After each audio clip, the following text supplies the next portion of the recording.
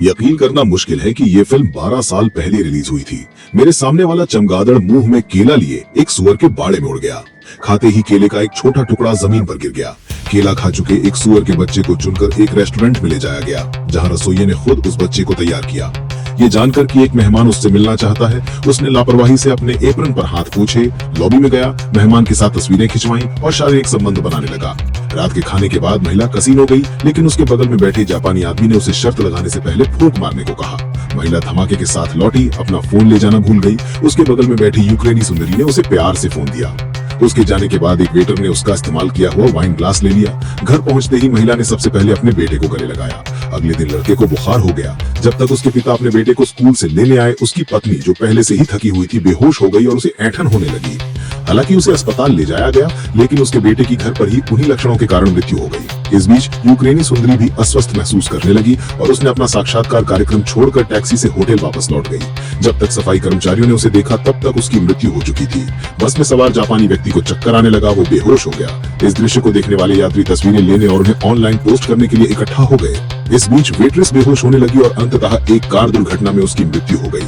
उसकी प्रेमिका भी उसकी अस्थियों को उसके गृहनगर ले जा रही बस में मर गई। इस प्रकार एक अज्ञात वायरस दुनिया भर में फैलने लगा और संक्रमणों की संख्या में तेजी से वृद्धि हुई।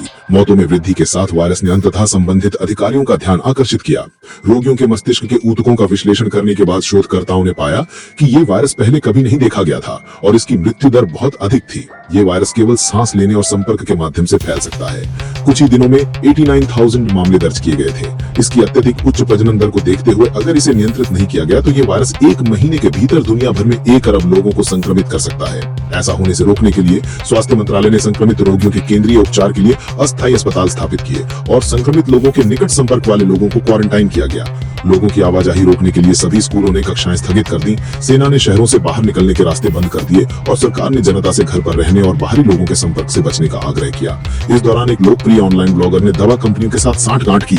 महामारी का फायदा उठाने के लिए उसने अपने प्रभाव का इस्तेमाल करके दावा किया कि वायरस से संक्रमित होने के बाद उसने सिकल नामक एक दवा ली थी और कुछ समय के सेवन के बाद उसकी हालत में काफी सुधार हुआ था। घबराकर लोग बड़ी मात्रा में सिकल खरीदने के लिए दौड़ पड़े, लेकिन दवा की दुकानें मांग को पूरा नहीं कर सकी। दवा खरीदने की होड़ ने सुपरमार्केट खाली कर दिए। कुछ ही दिनों में कभी चहल पहल से भरा ये शहर खंडहर में तब्दील हो गया और सड़कों पर लूटी हुई दुकानें बिखरी पड़ी थीं। आपूर्ति की कमी ने व्यापक हिंसा को भी बढ़ावा दिया। जैसे जैसे समय बीतता गया, मौतों की बढ़ती संख्या के कारण शवों को लपेटने के लिए इस्तेमाल होने वाले फलों के थैलों की कमी होती गई। हालांकि सरकार मुफ्त आपूर्ति जारी रख रही थी, लेकिन दैनिक आपूर्ति मांग के अनुरूप नहीं हो पा रही थी। एक ऐसे देश में जहां बंदूकों पर कोई नियंत्रण नहीं था, कुछ लोग तो रात में घरों में घुसकर आपूर्ति लूटने लगे। तभी शोधकर्ताओं ने पहला टीका सफलतापूर्वक विकसित किया, लेकिन इसे बाजार में लाने से पहले हफ्तों तक मानव परीक्षणों की आवश्यकता थी और फिर प्रमाणन और अनुमोदन प्राप्त करने में भी समय लगता। इस प्रक्रिया को पूरा होने में कई महीने लग सकते थे। ये सुनिश्चित करने के लिए कि लोगों को जल्द से जल्द टीका लगाया जा सके, एक शोधकर्ता ने पहला टीका सीधे खुद को इंजेक्ट किया। फिर वे अपने पिता के अस्पताल के कमरे में गए, अपना चश्मा और मास्क उतार दिया और इस तरह टीके के वितरण में काफी तेजी आई। हालांकि वैश्विक जनसंख्या के विशाल आकार को देखते हुए सरकार ने एक उचित समाधान प्रस्तावित किया। एक लॉटरी के जरिए एक तारीख चुनी गई और उस तारीख को जन्म लेने वाला कोई भी व्यक्ति टीकाकरण के लिए पात्र होगा। जैसे जैसे उत्पादन बढ़ता गया, वायरस पर अंततः काबू पा लिया गया और धीरे धीरे कम हो गया। बयान कियाओं का प्रचार करने वाले इंटरनेट सेलिब्रिटी को पुलिस ने गिरफ्तार कर लिया।